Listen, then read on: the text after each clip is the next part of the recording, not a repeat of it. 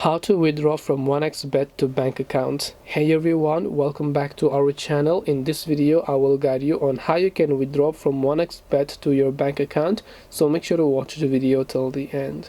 In order to withdraw from 1xBet to your bank account, first of all, open up 1xBet and make sure you sign into your account. Then just tap the menu option from the bottom right, then tap the gear icon located at the top right corner of the screen.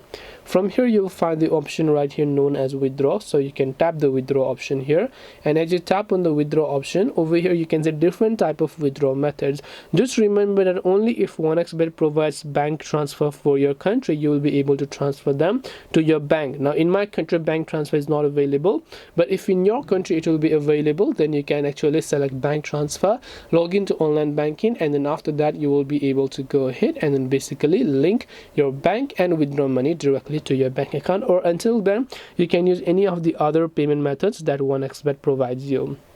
This way you should be able to withdraw money from 1xBet to bank account. Hope this video was very helpful. If you have got any questions, then feel free to leave them down below. Thank you for watching till the end of this tutorial, and see you soon in the next video.